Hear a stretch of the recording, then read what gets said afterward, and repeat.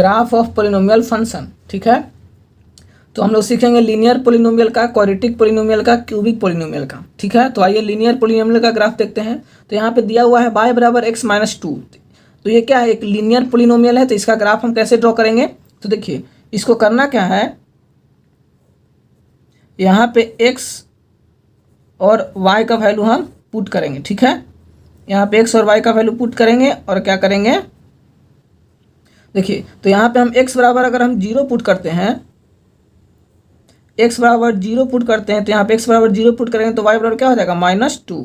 अगर y बराबर हम 0 पुट करते हैं तो यहाँ पे अगर y बराबर 0 पुट करते हैं तो x बराबर क्या हो जाता है 2, ठीक है। तो इस तरह से क्या करेंगे, देखिए यहाँ पे x बराबर 0 y बराबर -2, तो x बराबर 0 y बराबर -2 यहाँ पे हो जाएगा, यानी कि 0 इसको मान लेते हैं a, ठीक है।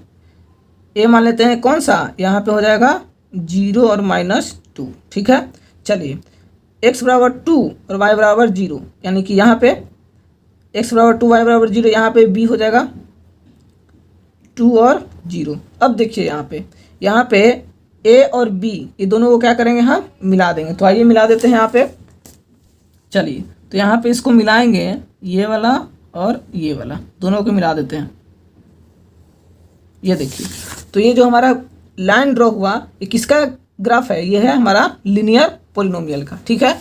चलिए अब हम देखते हैं क्वाड्रेटिक पोलिनोमियल का। तो यहाँ पे y बराबर x² माइनस 2, तो यहाँ पे करेंगे क्या, x और y ड्रॉ करेंगे।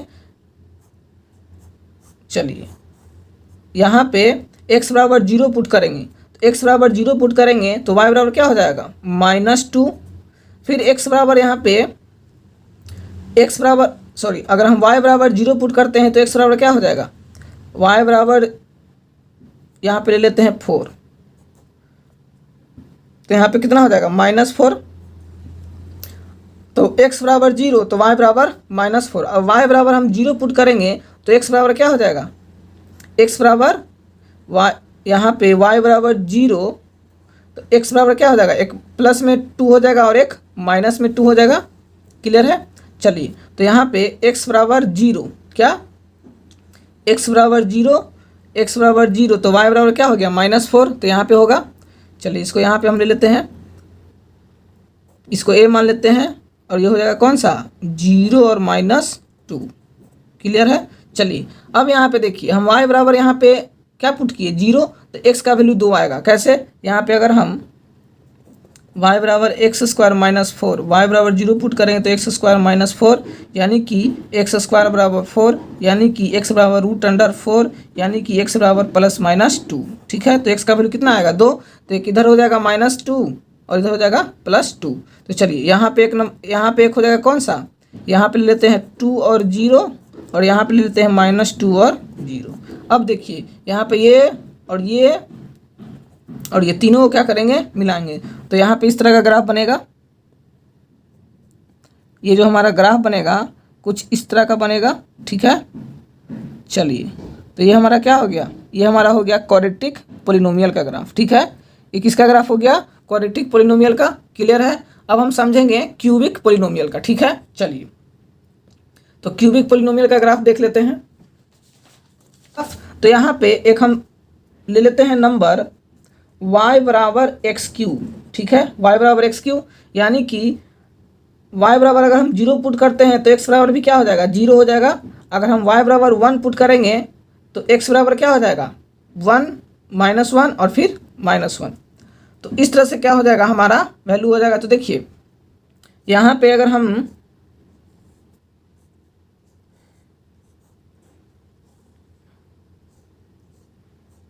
x बराबर और y बराबर, x बराबर 0 पुट करते हैं तो y बराबर भी क्या हो जाएगा 0। x बराबर अगर हम 1 पुट करते हैं, x बराबर अगर हम 1 पुट करते हैं तो y बराबर भी क्या हो जाएगा 1। अगर x बराबर हम 2 पुट करते हैं तो y बराबर क्या हो जाएगा 8, ठीक है। तो ये वैल्यू क्या होता है, बढ़ते जाएगा। चलिए अब देखिए इसका ग्राफ हमको ड्रॉ करना है। तो x बराबर 0 तो y बराबर भी 0, x बराबर 1 तो y बराबर भी क्या, y बराबर भी 1, यानी कि ये जो ग्राफ होगा x बराबर 0 y बराबर 1, यानी कि x बराबर 0 y बराबर 1, x बराबर 1 y बराबर 1, यानी कि ये कहाँ पे मिलेगा, यहाँ पे मिलेगा, ये पॉइंट, ये कौन सा हो गया 1 1। चलिए अगर हम x बराबर 2 लेते हैं, x बराबर 2 लेते हैं तो y बराबर क्या हो जाएगा 8, तो ये बहुत आगे चला जाएगा ऊपर में। x बराबर 2 तो y बराबर 8 यहाँ पे आएगा मान लीजिए। चलिए अगर हम x बराबर -1 लेते हैं, क्या लेते हैं x बराबर -1, अगर हम x बराबर माइनस लेते हैं तो y बराबर भी क्या हो जाएगा -1, ठीक है। तो यहाँ पे x बराबर -1 तो y बराबर भी क्या हो जाएगा, यहाँ पे आएगा दोनों, ये -1 और ये माइनस यहाँ पे मिलेगा। अब हम क्या करते हैं, इसको ड्रॉ करते हैं। अगर हम x बराबर यहाँ पे -2 लेते हैं तो y बराबर क्या हो जाएगा -2, तो यहाँ पे कहीं पे मिलेगा ये आगे, ये -2 और इधर -8, तो यहाँ पे मान लेते हैं कहीं पे मिलेगा, और ये जो है कहीं पे -2 और 8 यहाँ पे मिलेगा, ठीक है। अब क्या करते हैं, इसको मिलाते हैं। तो देखिए ये जो ग्राफ है हमारा y बराबर x क्यूब का, ये ग्राफ कुछ इस तरह का आएगा, ठीक है। ये ग्राफ जो है हमारा y बराबर x क्यूब का इस तरह से आएगा। तो ये हमारा किसका ग्राफ हो गया, क्यूबिक पोलिनोमियल का, ठीक है।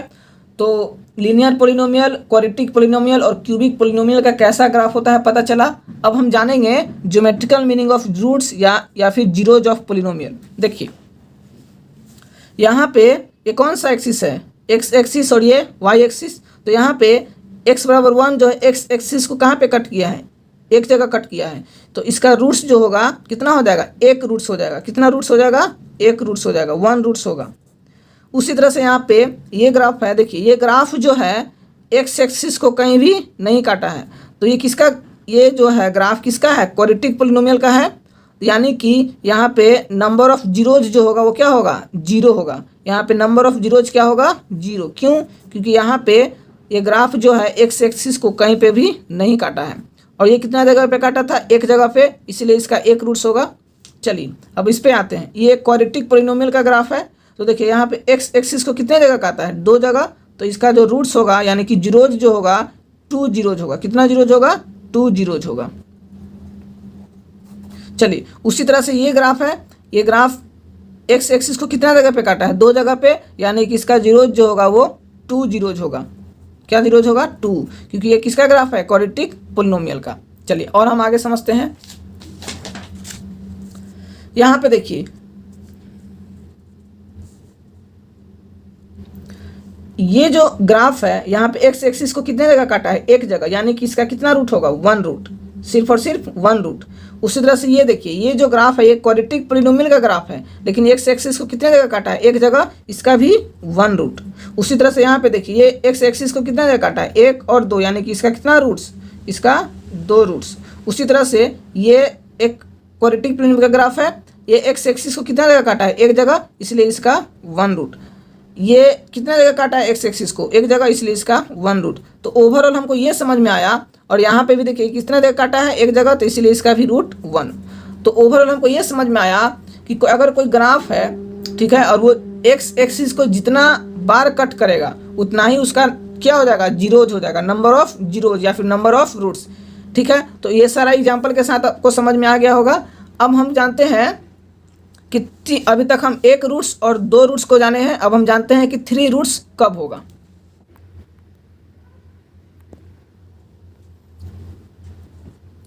देखिए अब यहाँ पे हम समझेंगे कि यहाँ पे नंबर ऑफ जीरोज कितना होगा। तो देखिए x एक्सिस को कितनी जगह काटा है, एक जगह, 2 जगह, 3 जगह, इसलिए इसका रूट्स जो होगा वो कितना हो जाएगा, 3 रूट्स होगा, यानी कि 3 जीरोज हो जाएगा।